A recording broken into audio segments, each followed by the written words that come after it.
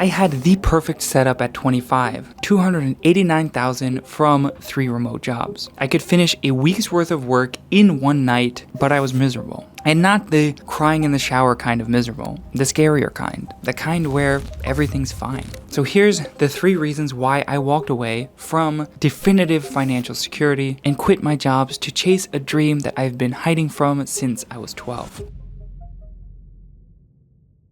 The first thing that I realized was the most dangerous job is the one that you don't hate. Because when you hate something, the decision to leave can be made swiftly. You start looking for other doors as soon as you walk in. And at my jobs, I didn't dread Mondays. I was good at the work and had systemized it to the point that it didn't take that much time. I had also intentionally plateaued myself, making sure that my workload wouldn't increase by getting a promotion. But at a certain point, even if I was working one of those jobs, I realized, is this really what I want to be doing for the rest of my life? If you aren't careful, a corporate 9-to-5 can act as a tranquilizer. It dulls your instincts, numbs your ambition, and it teaches you to settle not because you're incapable of more, but because nothing feels broken enough to fix. Now, if your job is fine, I'm not telling you to panic, I'm telling you to pause, because sometimes the softest prisons are the hardest to leave. If you aren't careful, this is the same feeling that gets people stuck in a job for 40 years in quiet frustration. And this is all summed up perfectly with an analogy of a frog. If you take Mr. Froggie and drop him into a pot of hot water, he pops out immediately. But if you take that same Froggie and pop him into lukewarm water, then slowly turn up the heat, the frog notices it getting warmer but doesn't detect it as a threat until the water is scorching, and when it tries to leave, its legs have seized up and it can't jump out. Pretty morbid, but I think this tracks perfectly.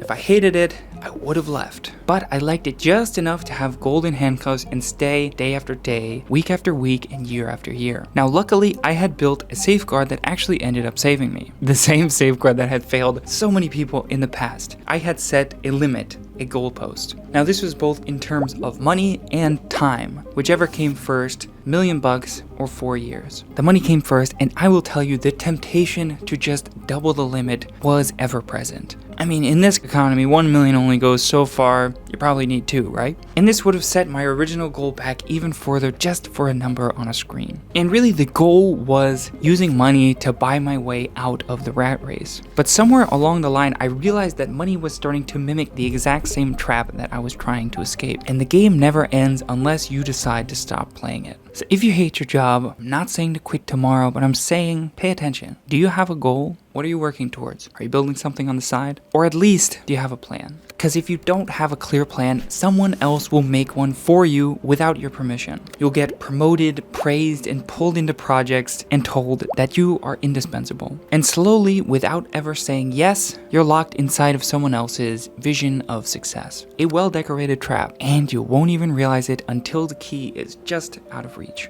See, comfort doesn't scream, it whispers. And one day you'll wake up, look around, and realize your whole life was built around a job that was meant to be temporary, a footnote, but now it's the whole story. And I wasn't gonna let that happen. And there was another thing that I had to confront. If I wasn't building skills that compound, then I'd work in that corporate job forever.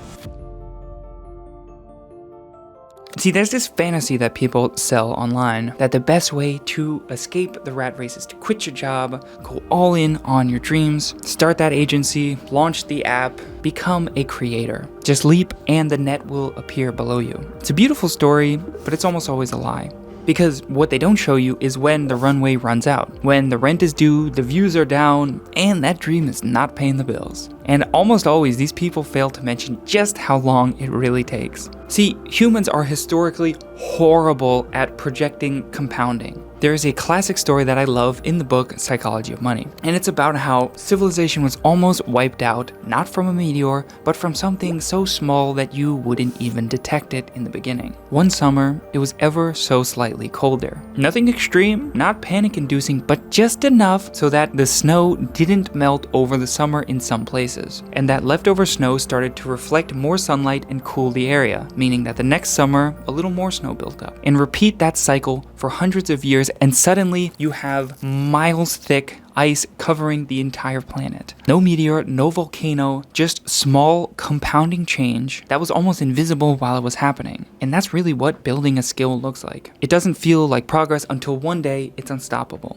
But it will take years, and those are years where you're not making money, you're actively losing money trying to accumulate the skill. I always knew that I wanted to do YouTube. In middle school, my parents switched from DirecTV to Verizon Fios, and with that came a package in the mail, a flip video camera. And taking videos immediately sparked my interest. It fit everything that I wanted to do, and YouTube was a platform that I loved so dearly. And along with that, I love writing, I love teaching, so it was a perfect match. But I wasn't delusional. See, I started posting in college, got a little bit of traction, but if I had went all in on that, it would have been the dumbest financial decision I could have made in my life. I had college debt, rent, bills, and YouTube wasn't going to pay that for at least 3 to 4 years of grinding before it even becomes sustainable, let alone actually profitable. So instead of going broke, chasing this dream, I turned my 9 to 5 into a business, got overemployed, automated, and stacked the cash, all while keeping my living expenses exactly the same. And that gave me something that most people don't have when they're chasing freedom. Because here's the hard truth that people don't tell you. Being broke kills your creativity. When you don't know how the rent is going to get paid, that nukes your long-term thinking capabilities. You're going to make desperate decisions, launch products that you personally would never use, or go into projects that you regret the second that you start them. So you don't need to have millions to get started, but you need to have a plan to get there, a skill that compounds, and a system that scales, along with having enough saved up to give this project enough time to actually breathe.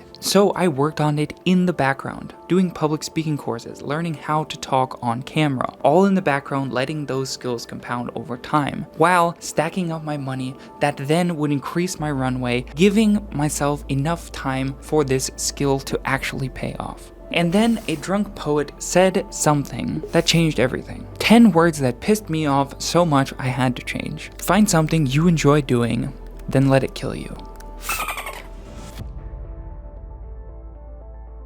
Unsurprisingly, me being an anxious overachiever, I was one of the people that oversubscribed to the notion of grinding. Your 20s are meant to make as much money as possible. Hustle, hustle, hustle, you'll sleep when you're dead. But I was forgetting something key. Anything we spend our time on is literally killing us. It is using up our finest resource. And we fight back against it, trying to squeeze out every modicum of productivity out of every day. But there's one word in that quote that took me a while to wrap my head around. Let.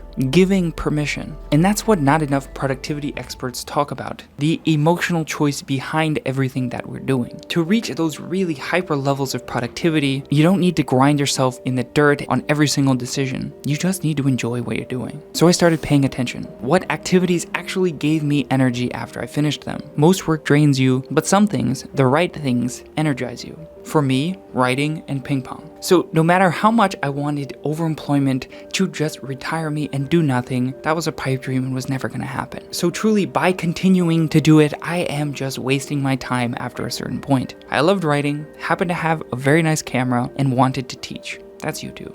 All these disparate interests, they weren't separate at all. They were compounding skills towards one objective, this. And that really led me to quit. Not in a blaze of glory, not because I hit my breaking point. I quit because I finally understood the scariest thing isn't walking away, it's one day waking up and realizing that you never tried. So here I am, chasing that ridiculous dream of being a YouTuber. But this time, I'm not winging it. I built the runway, I bought myself time, and now I get to do what most people never get the chance to do. Try. Deliberately, consistently, and without desperation. So what dream are you not giving yourself permission to chase?